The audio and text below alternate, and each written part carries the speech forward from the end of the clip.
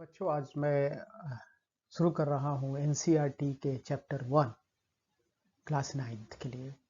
और दो चीज़ आप कोई भी क्लासेस स्टार्ट करने से पहले मेरे क्लास आप जान लीजिए। सबसे पहली बात ये कि दुनिया में जितने सब्जेक्ट हैं उसमें मैथ सबसे ईजी है। पहले इसको बांध लीजिए। सुबह सवेरे उठते सोते रात में जब सोए 2 बार मन में सोचे मैथ सबसे इजी है, और सुबह जब उठे सबसे पहले तब 2 बार सोचे मैथ सबसे इजी है। दूसरा, जब भी कोई मेरा क्लास शुरू करे 2-3 बार लंबी सांसें लें और फिर उसके बाद शुरू करें।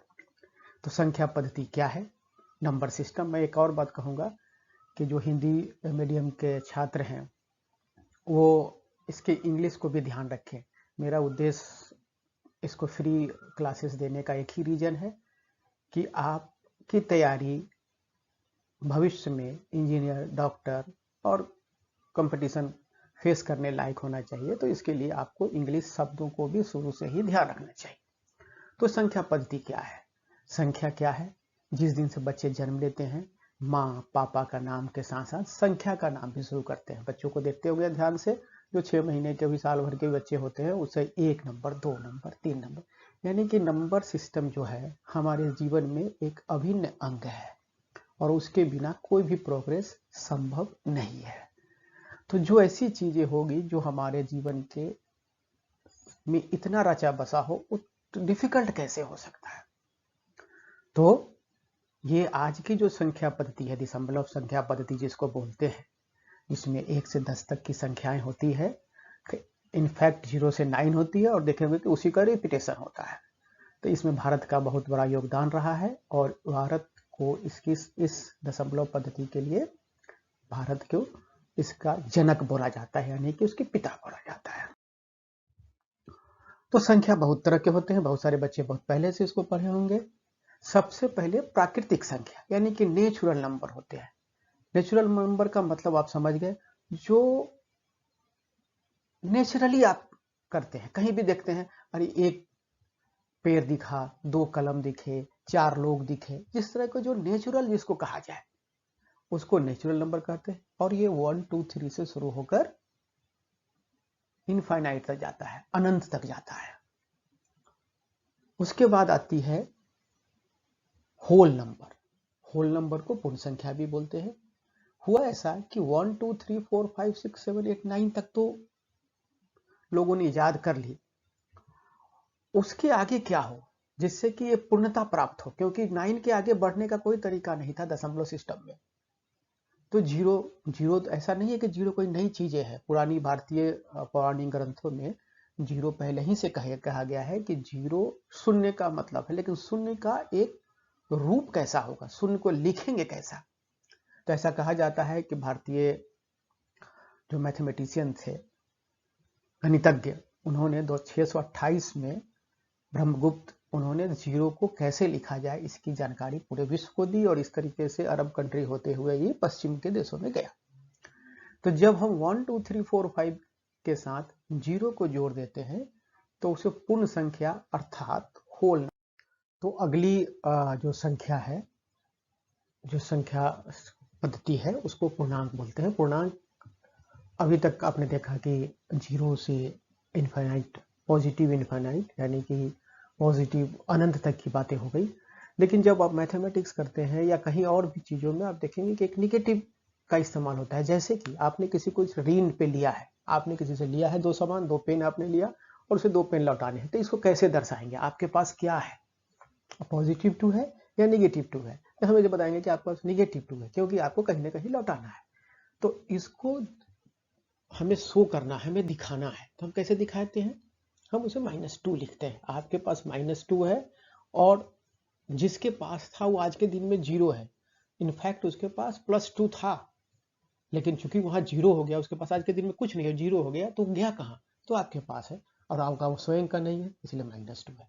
तो ये पूरी तरीके से माइनस अनंत से लेकर पॉजिटिव अनंत तक, माइनस इनफाइनाइट से पॉजिटिव इनफाइनाइट के बीच में जो संख्या है उसे पूर्णांक यानी कि इंटीजर भी बोलते हैं। और इंटीजर की जो सबसे बड़ी विशेषता ये है कि ये इसके जोड़ घटाव और गुणा में जब भी करेंगे तो इंटीजर ही आएगा। आप जान लीजिए जैसे कि वन भाग जब भी करेंगे, जब भी डिवाइड करेंगे तो जरूरी नहीं है कि वो इंटीजर हो। जैसे कि 1 को 2 से भी डिवाइड करेंगे तो 1/2 इज नॉट इंटीजर, मैंने पूर्णांक नहीं है। 4/2 है पूर्णांक, क्योंकि 4 को 2 से डिवाइड करेंगे तो 2 आएगा। तो भाग एक ऐसी चीज है जिसमें कि पूर्णांक हो भी सकते नहीं भी हो सकते। आपके ऑब्जेक्टिव टाइप क्वेश्चन के लिए ये भविष्य में काम आएंगे। इसके बाद मैं बताना चाहता हूँ भिन्न। भिन्न आप पढ़े होंगे और जानते भी होंगे। भिन्न में क्या होता है? न्यूमरेटर और डिनोमिनेटर, भाज्य और भाजक। इंग्लिश वर्ड्स को हमेशा ध्यान रखिए। तो उसका एक बड़ा कंडीशन है। भिन्न उसी को कहेंगे जिसका कि डिनोमिनेटर, जिससे भाजक कहते हैं, जो क्यू है यहाँ पे आप जो देख रहे हैं क्यू, वो क्यू जो है वो जीरो नहीं होना चाहिए। क्योंकि क्यू जैसे ही जीरो होगा पूरे सभी सिस्टम को वो इनफाइनाइट बना देगा, तो सब एक जैसा हो जाएगा, इसलिए वो जीरो नहीं होना चाहिए। साथ ही साथ पी और क्यू जो कि डिनोमिनेटर और न्यूमरेटर है, न्यूमरेटर पी है, क्यू डिनोमिनेटर है, भाज्य और भाजक, ये को प्राइम होनी चाहिए। को प्राइम का मतलब है कि दोनों के जो फैक्टर हैं, जो फैक्टर करते हैं ना, जैसे कि 4/8, 4 के क्या क्या फैक्टर है? 1, 2 और 4। 8 के कौन कौन फैक्टर है? 1, 2, 4 और 8। तो 2 और 4 दोनों में कॉमन है, ऊपर और नीचे, तो ऐसे नहीं होनी चाहिए। तो इसे उभयनिष्ठ गुणनखंड भी कहते हैं। कॉमन फैक्टर जो है वो नहीं होनी चाहिए, तब उसको हम जाके बोलेंगे कि ये भिन्न है। अब जो अगला नंबर है, उससे पहले एक और चीज बात करना चाहते हैं, टर्मिनेटिंग डेसिमल, यानी कि शांत दशमलव। शांत दशमलव कैसे कहते हैं? जैसे कि 1 से को 2 से आप भाग देंगे तो क्या होता है? 0.5 आता है, उसके बाद कुछ नहीं आता, 5 को 0 आएगा। 1/8 को डिवाइड करेंगे, 1 को 8 से भाग देंगे, 0.125। तो ऐसे दशमलव जिनका कि प्रसार आगे नहीं होता है, कहीं ना कहीं जाके वो रुक जाते हैं, अंत हो जाती है, उसे शांत दशमलव कहते हैं। इनकी आगे जरूरत होगी, इसलिए मैं आपको पहले ही बता दे रहा हूँ, एनसीईआरटी में थोड़ी आगे जाके दी हुई है। उसके बाद बोलते हैं नॉन टर्मिनेटिंग रेकरिंग दशमलव, अनवसानी आवर्ती दशमलव। ऐसे दशमलव जो कि रिपीट हो रहे हैं, बार बार आवर्ती है, मतलब कि जैसे कि 1/3 आप सामने देख रहे हैं, 0.33333 बार बार आ रहा है। ये हो सकता है कि अनंत तक 3 चला जाए, बट ये बार बार आ रहा है। तो नॉन टर्मिनेटिंग रेकरिंग, रेकरिंग मतलब क्या होता है? आवर्ती, मतलब चलता रहे, बट नॉन बार बार रेकर, मतलब बार बार वो आता रहे। नॉन टर्मिनेटिंग मतलब कि जो इससे पहले था टर्मिनेटिंग, वो कहीं रुकता है, ये रुकता नहीं है। देखिए जैसे 14 को 11 से डिवाइड करेंगे तो 1.272727 इस तरह से करके काफी दूर तक चला जाएगा। बट एक चीज इसमें बहुत ध्यान देनी जरूरत है कि ये 2727 2727 बार बार आ रहे हैं, तो इसको नॉन टर्मिनेट तो नहीं कर रहा है, बट इसमें रेकरिंग आ रहे हैं। तो ये दोनों डेसिमल की जो जरूरत कहाँ है वो बताएंगे, आप समझ लीजिए। कभी कभी ऑब्जेक्टिव टाइप क्वेश्चन आता है और आपको डायरेक्टली पूछ सकता है कि ये टर्मिनेटिंग है कि नहीं। अब उसके लिए आप भाग देने बैठ जाएंगे तो आपको समय बर्बाद होगा। तो आप एक बात ध्यान रखिए, जो अभी PYQ है, क्यू यदि 2 के पावर n और 5 के पावर n, 2 के पावर n का मतलब हुआ 2 4 6 8 10, 2 4 8 6 नहीं होगा, 10 नहीं होगा, 2 4 8 16 पावर जैसे उस वजह से 5 का n क्या होगा? 5 25, 5 125। इस तरीके का यदि से डिवीजन है, या तो 2 के पावर में डिवीजन, क्यू का वैल्यू 2 के पावर में है, या 5 के पावर है, या दोनों का मिला के, यानी कि 2 × 25, यानी कि 50 से भाग दे रहे हैं, या 2 से भाग दे रहे हैं, या 5 से भाग दे रहे हैं, इस सारे टर्मिनेटिंग हो गया। और बचे हुए नॉन टर्मिनेटिंग भी हो सकते हैं, नॉन टर्मिनेटिंग रेकरिंग भी हो सकते हैं, नॉन टर्मिनेटिंग नॉन रेकरिंग भी हो सकते हैं। लेकिन यदि ये है तो आप टर्मिनेटिंग ही होगा। तो आप सिंपल देख के बता सकते हैं कि ये, जैसे कि आपका क्या होगा? 2/500, क्यों कि 125 × 4 है 500, तो वो एक तरीके से टर्मिनेटिंग डेसिमल होगा।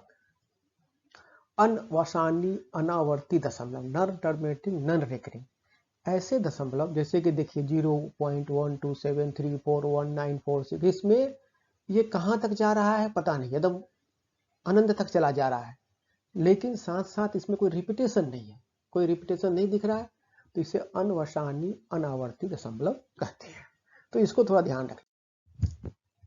अब आता है रेशनल नंबर, परिमेय संख्या। अब परिमेय संख्या उसी को कहते हैं जिसे पी वाई क्यू, यदि अभी फ्रैक्शन की बात हमने किया, यदि पी वाई क्यू के फॉर्म में आप लिख सके तो उसे परिमेय संख्या कहते हैं। और अगेन भिन्न वही है जहां क्यू जीरो नहीं हो सकता है, डिनोमिनेटर भाजक जो है वो जीरो नहीं हो सकता है। तो इस तरीके से यदि हम लिखते हैं तो वो परिमेय कहलाता है। और इसके अंतर्गत आप देखेंगे कि सारी संख्याएं आ जाती है, नेचुरल यानी प्राकृतिक संख्याएं, पूर्ण संख्या यानी होल और पूर्णांक।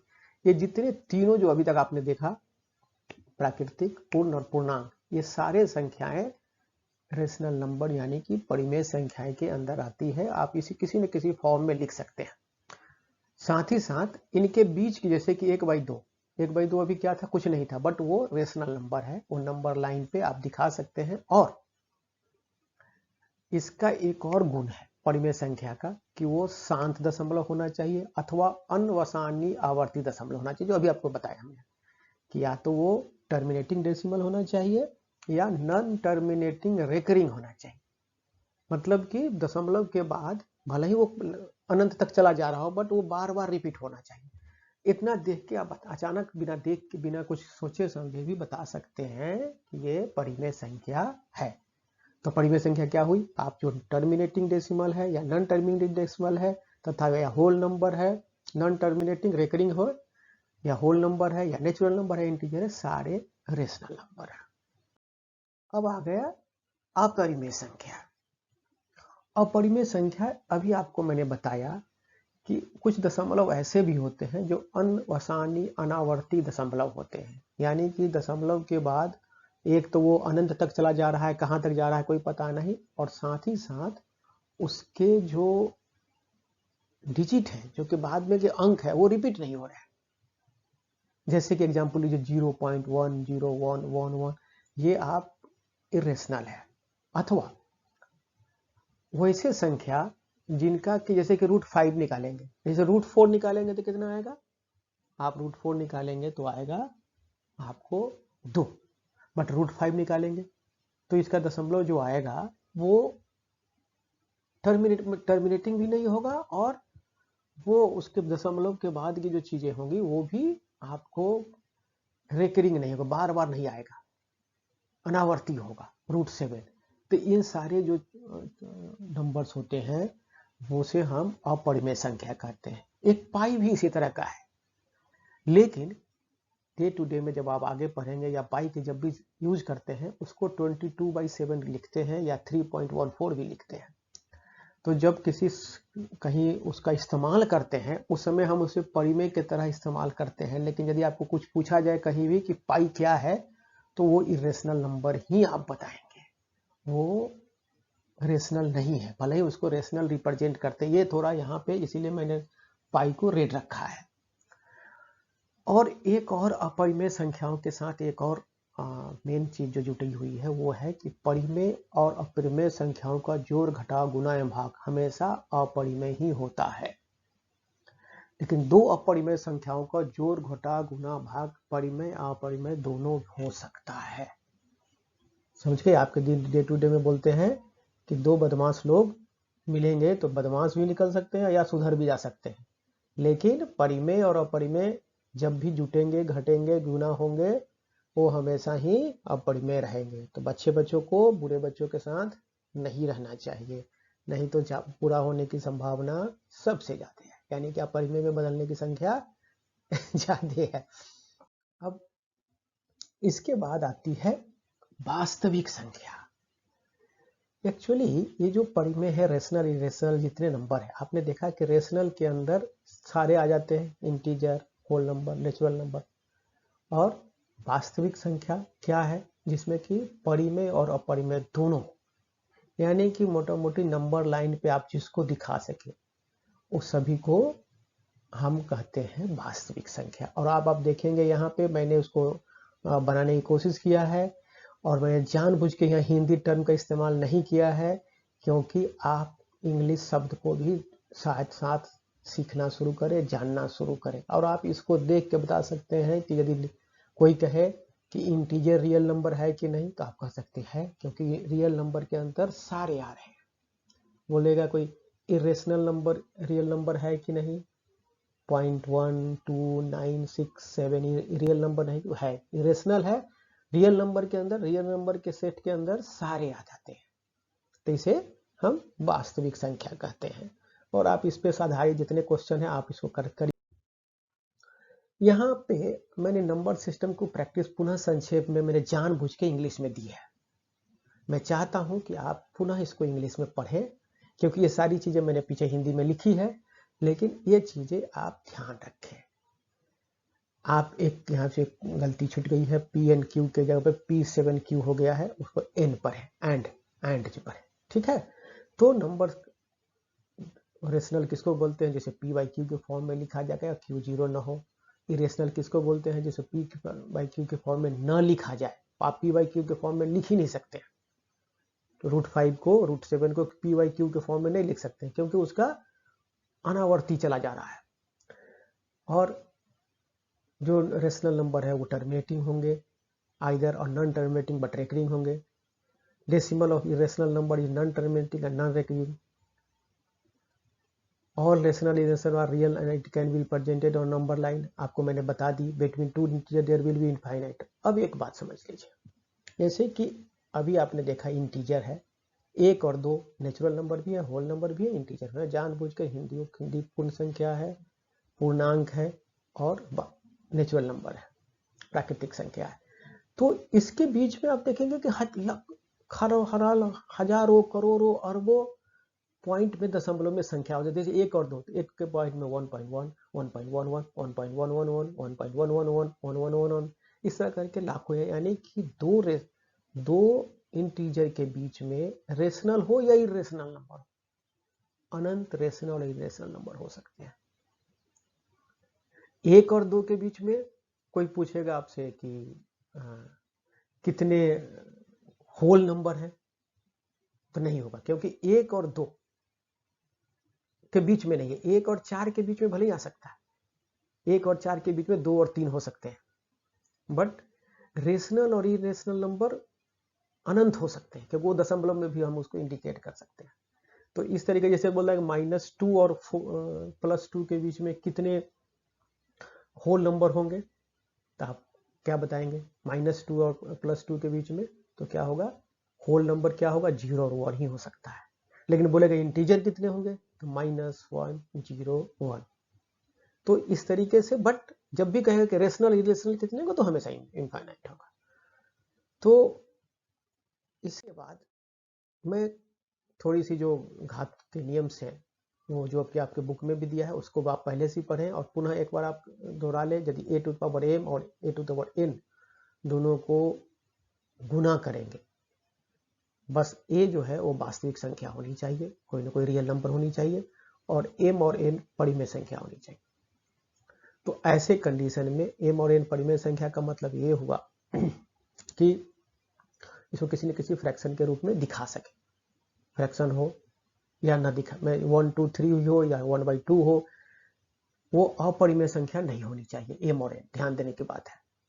तो ऐसे कंडीशन में a⁴n एंड को मल्टीप्लाई करेंगे a⁴n से, तो a⁴m + n होगा। उसी तरह से a⁴m को पावर n देंगे तो amn हो जाएगा। उसी तरह से a⁴m से डिवाइड करेंगे तो a⁻n हो जाएगा, जहां m is greater than n। यदि m लेस देन n होगा तो ये जो साइन है वो चेंज हो जाएगा। उसी तरह से a और a पे पावर m होगा और b पे पावर m, तो a भी पावर m भी हो सकता है। उसके उसी तरीके से घनात्मक वास्तविक संख्या a b के संबंध में निम्नलिखित सब समीकरण लागू होती है। जैसे कि √ab को आप ऐसे भी लिख सकते हैं, दो अलग अलग यदि संख्या है a और b, तो √ab a इंटू बी लिखा हुआ है, तो √a/√b लिखाएंगे। यहाँ a b मतलब 25 नहीं आएगा, 2 × 5 है, ध्यान देने की बात है। ये जो a b a multiplied by b है, मैंने ए की 2 से गुना की बात है। यहाँ जैसे कि 2 25 यदि लिखे तो 2 गुना नहीं है, लेकिन रूट अंडर 2 इंटू 5 लिखेंगे देन तब वो रूट ए और रूट बी हो गया। उसी तरह से रूट ए बाई बी यदि लिखेंगे जिसमें कि रूट होगा और ए और बी डिवाइड होगा तो उसको रूट ए को डिवाइडेड बाई रूट बी भी लिख सकते हैं। उसी तरीके से root A plus root B into root A minus root B होगा। तो ये तो आप पहले भी A plus B A minus B का जानते होंगे, फ्रैक्शन हम आगे के चैप्टर में भी बताएंगे आपको, वो ए माइनस बी हो जाता है। तो ये पुरानी जो सब समीका है, जो कि रूल्स है, लॉज है, उसके आधार पे आधारित है। इसको आपको ध्यान देना चाहिए, याद रहना चाहिए। एक दो उदाहरण मैंने दिया है, मैंने ज़्यादा उदाहरण इसलिए नहीं दिए है कि बस कुछ प्रैक्टिस आप करेंगे, और ये जहाँ मैं इस चैनल पे आप अपना क्वेश्चन पूछेंगे तो मैं कोशिश करूँगा जवाब देने के लिए, और जो बच्चे इसको जानते हैं वो अपने तरफ से भी जवाब दे सकते हैं, और किसी को और को लगता है कि किसी ने जवाब दी वो गलत है तो उसके तरह अपने पे भी अपने दूसरे बच्चे उसको अपने तरीके से, जिससे कि ये एक सामूहिक प्रयास हो एक दूसरे को सीखने और सिखाने का। तो अब यहाँ पे देखिए एक क्वेश्चन है, आप बुक में है, उसी का मैंने लिया है, a divided by a plus root b. यहाँ पे ध्यान देने की बात है कि रूट बी जो है वो अपरिमेय है, माने रूट 4 नहीं है, रूट 16 नहीं है, रूट 9 नहीं है, ये रूट 2 है, मान लिया रूट 3 है। तो उसके डिनोमिनेटर को, हरों को किस तरीके से हम उसको परिमेय करेंगे, तो हम ऊपर नीचे डिवाइड करेंगे किससे, ए अंडर रूट बी, अभी जो फार्मूला आपने देखा, और A N minus root B से डिवाइड करके हम लोग ए लेंगे। खाली इसका ए ध्यान रखिएगा, इससे पूरा संख्या जो है ऐसा नहीं कि परिमेय हो गया है, बस इसका केवल डिनोमिनेटर यानी कि हर को, यानी कि जो जिसे भाग दे रहे हैं उसको कहा था कि रेशनल करिए, अदरवाइज ये पूरी की पूरी स्टिल ये इरेशनल ही, ओवरऑल यदि इसका मान निकालेंगे तो रेशनल ही होगा। अब ये बताता है 3 और 4 के बीच में 5 परिमेय संख्या, ये भी एक दो क्वेश्चन वहां पे मिलेंगे, तो क्या करेंगे हम, उसमें एक तरीका बताया एनसीईआरटी में, उसको यदि फॉलो करते हैं तो उसमें लिखा है 3 प्लस 4 को 2 से डिवाइड करेंगे, 7/2 यानी कि 3.5 होता है, जो कि 3 और 4 के बीच में एक परिमेय संख्या है। अगला परिमेय संख्या के लिए 3 के साथ 7/2 को जोड़ के फिर 2 से डिवाइड करेंगे, इस तरीके से जो नंबर आएगा फिर उसको भी 3 से जोड़ करके निकालेंगे। दूसरा तरीका ये है कि 3 क्या है, 3 क्या है, 9 को 3 से डिवाइड करेंगे तो 3 आएगा, और 4 क्या है, 12 को 3 से डिवाइड करेंगे तो 4 आएगा। अब 9 से के 3 के आगे और 12 के डिवाइडेड बाई 3 के आगे जो शब्द लिखेंगे वो सारे इनके बीच के परिमेय संख्या होंगे, जैसे 10/3, 11/3, ये सारे होंगे। आप इस तरह से भी लिख सकते हैं, यदि आपको कोई एक्जैक्ट वही फॉर्मूला का नहीं कहता है और आपको बताने के लिए कहता है, जैसे कि 3 को कैसे लिखते हैं, 6/2 लिख सकते हैं, 8/2, और 4 को 8/2, इन्हीं के दोनों के बीच में होना चाहिए। तो 7/2 एक आ गया, 12/4 3 होता है, 16/4 4 होता है। यदि हम ऐसा निकालना चाहते हैं, यदि किसी फॉर्मूला के लिए उन्होंने नहीं कहा है तो हमको डायरेक्टली लिखना है, तो फटाफट क्या लिखेंगे, 12/4 3 होता है, अब 13/4 14/4 15/4, इस सारे के सारे हमारे परिमेय संख्या बीच के हो सकते हैं, और आप इसके बीच का भी निकाल सकते हैं। तो ये बहुत ही आसान है और इसको अपने से प्रैक्टिस। तो एनसीईआरटी के बुक में आप देखेंगे तो कुछ क्वेश्चंस हैं किस तरीके से दशमलव को हम PYQ में व्यक्त कर सके। तो आप जान लीजिए कि वैसे ही दशमलव PYQ में व्यक्त हो सकते हैं जो जिनमें रिपीटेशन है, जैसे कि 0.333 1.2727, अदरवाइज PYQ में नहीं कर सकते हैं और वो अपरिमेय हो जाएंगे। तो यहाँ पे जैसे कि 0.333 को क्यू में व्यक्त करने के लिए कहा गया, तो आप क्या करेंगे, x को मान लीजिए कि x इक्वल टू 0.33333 है। तो एक चीज यहाँ ध्यान देने की चीज है कि दशमलव के बाद केवल एक संख्या जो है, एक डिजिट 3 बार बार रिपीट हो रहा है, तो ऐसे कंडीशन में हम लोग 10 से मल्टीप्लाई करते हैं। तो क्या हो जाता है, दोनों साइड में 10 से मल्टीप्लाई करेंगे तो 3.33 हो जाता है, 10x इक्वल टू 3.333 हो जाता है। और 3.333 को आप 3 प्लस 0.33 भी लिख सकते हैं, अर्थात ये हो गया कि 10x equal to 3 plus x हो गया, तो क्या हो गया 9x इक्वल टू 3 हो गया। तो x इजकल टू क्या हो गया 3/9। और यह ध्यान रखिए 3/9 नहीं लिखते हैं किसी भिन्न को, क्योंकि 3/9 में क्या होगा 9 का कितने पूर्ण ये होंगे फैक्टर 1, 3 और 9, और 3 के कितने फैक्टर होंगे 1 और 3, तो दोनों में कॉमन हो जा रहा है, तो इसको हम लोग को प्राइम बनाना है, ध्यान रखने की बात है। तो हमें 1/3 करना है और 1/3 इक्वल टू 0.3। इसी तरह से 1.272727 को करना है, तो क्या करेंगे, इसमें 2 अंक को बार बार बदल हो रहे हैं, इसलिए 100 से मल्टीप्लाई करेंगे। यदि 3 अंक करते हैं तो 1000 से करते हैं, उतने जितने अंक करेंगे उतने 0 होने से मल्टीप्लाई करेंगे। तो अब क्या है इसमें अगेन इसको मान लिए x इक्वल टू 1.272727, तो 100x क्या हो गया 127.2727।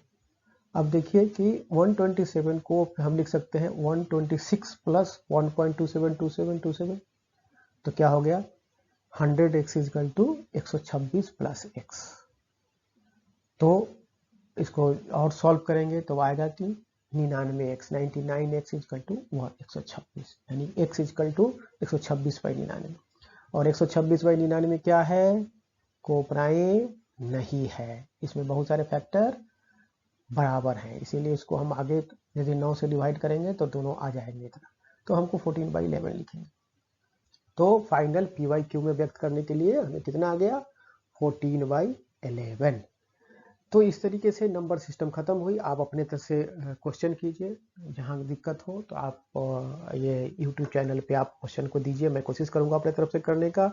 और जो बच्चे इसको देख रहे हैं और कोई उनके साथी को दिक्कत हो रही है तो एक दूसरे को मदद करें, और मिलजुल कर भारत के जो पहले से मान मर्यादा रहा है, एक दूसरे को आप मदद करेंगे तो एक दूसरे दोनों आदमी आप बढ़ेंगे। और ऐसा लगता है कोई तीसरा कि ये दोनों में से किसी ने गलती सजेशन की तो वो आगे आकर पूरे जस्टिफिकेशन के साथ करे। और मेरा आशा है कि जब मैं अगले चैप्टर पे डिस्कशन करूंगा तब तक आप इसके हिंदी शब्दों के साथ साथ इंग्लिश शब्द भी जान चुके होंगे। मेरी इच्छा है कि आप इंग्लिश शब्दों पे भी पूरी ध्यान दें और उसको भी जानते रहें। धन्यवाद।